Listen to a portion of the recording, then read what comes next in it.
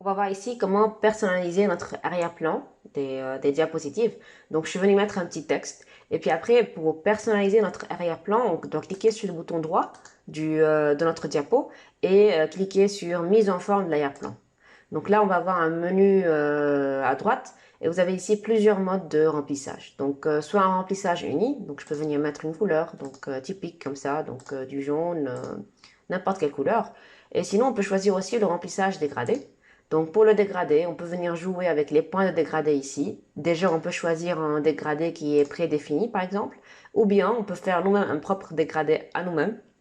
Comment? En choisissant ici le type, on peut avoir un type linéaire, donc c'est une dégradation qui va être linéaire.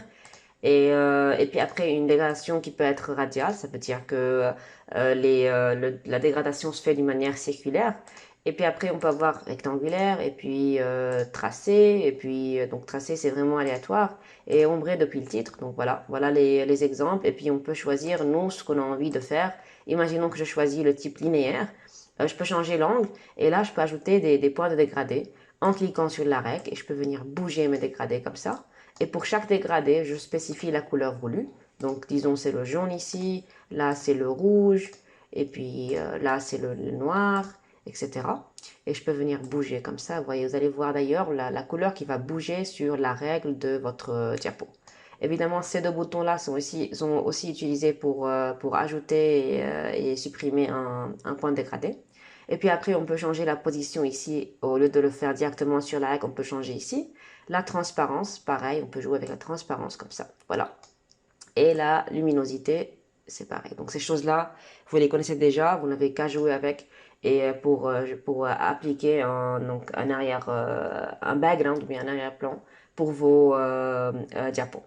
Donc si je passe à l'option suivante, qui est le remplissage avec image ou texture, donc là on peut venir insérer une image ou bien mettre une texture. Si je clique sur insérer ici, je peux choisir une image à partir de mon ordinateur ou bien des images en ligne.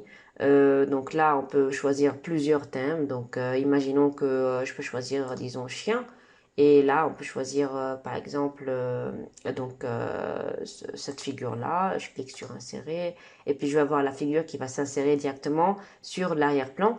Je peux jouer avec la transparence parce que des fois, si jamais j'ai une transparence qui est à 0%, il se peut que mon texte n'apparaît plus comme il faut. Donc, je peux avoir une sorte de filigrane donc à l'arrière-plan, donc en jouant avec la transparence. Voilà. On peut évidemment aussi jouer avec mettre une texture, donc ça c'est, vous connaissez déjà évidemment, et on choisit ce qu'on a envie d'avoir. Et voilà, on peut changer aussi le décalage XY et l'échelle XY de notre texture. Voilà.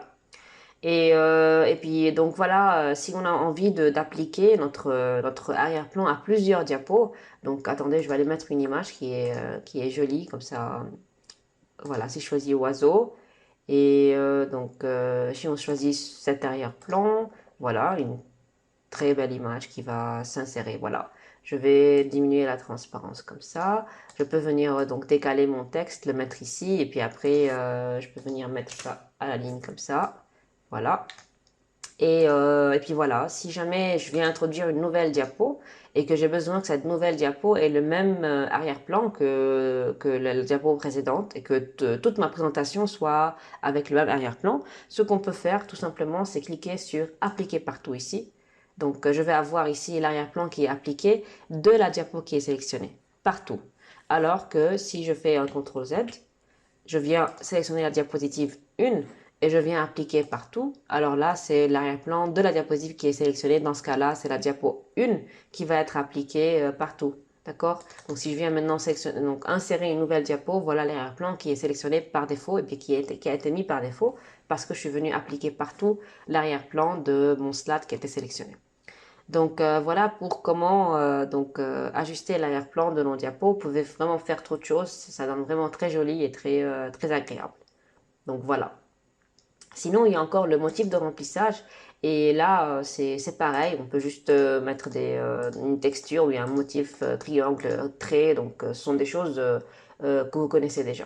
Donc voilà, on a vu un aperçu des options possibles pour changer l'arrière-plan de vos diapos. Rappelez-vous, donc tout ce qu'il suffit de faire, c'est cliquer sur le bouton droit et aller dans mise en forme de l'arrière-plan. Et vous allez avoir toutes ces possibilités ici. Et vous pouvez faire soit un plissage uni, soit dégradé, soit introduire une image ou une texture, ou bien soit mettre un motif de remplissage, tout en jouant avec la transparence de vos diapos. Donc voilà.